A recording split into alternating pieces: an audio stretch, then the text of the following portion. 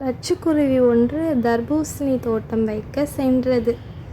அந்த இடத்தில் தண்ணீர் ஊற்றி விதைகள் போட்டு மிகவும் கவனமாக பார்த்து கொண்டிருந்தது. இவை அனைத்தையும் தங்கக்காகமும் அதன் மனைவியும் பார்த்து கொண்டிருந்தன.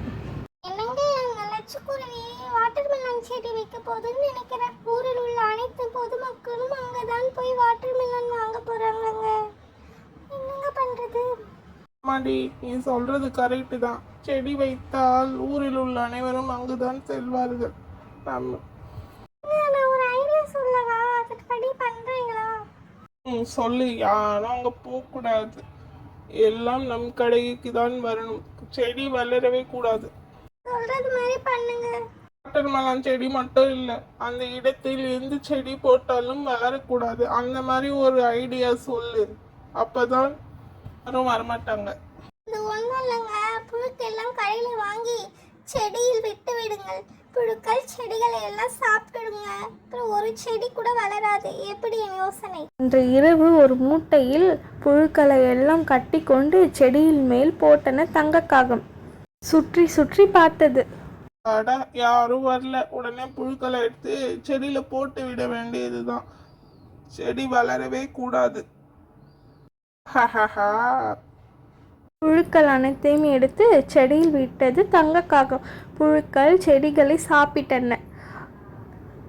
எல்லா செடியும் சாப்பிட்டன. புழுக்கள் அனைத்தும் சுவையாக உள்ளது என்று. ஜாலி ஜாலி, செடி வளராது. லட்சுக்குருவி வந்து செடிகளை பார்த்து அழுது கொண்டு இருந்தன. வைத்த செடிகள்லாம் வீணாகி போய்விட்டது என்று. நான் வைத்த செடிகள் எல்லாம் வீணாகி போய்விட்டது. நான் கஷ்டப்பட்டு வைத்தேன். செடிகள் எல்லாம் கடன் வாங்கி வைத்தேன். எல்லாம் செடியும் இப்படி வீணாகி போய்விட்டது.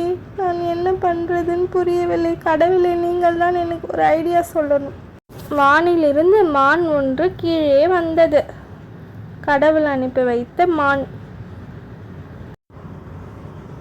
மான் மிகவும் ஜொலித்தது. அழகாக இருந்தது. பார்க்கவே மிகவும் அழகாக இருந்தது. லட்சுக்குருவியாரை கவலைப்படாதீர்கள். யார் இந்த வேலையை பண்ணார்கள் என்று எனக்கு தெரியும். நீங்கள் அழுகாதீர்கள்.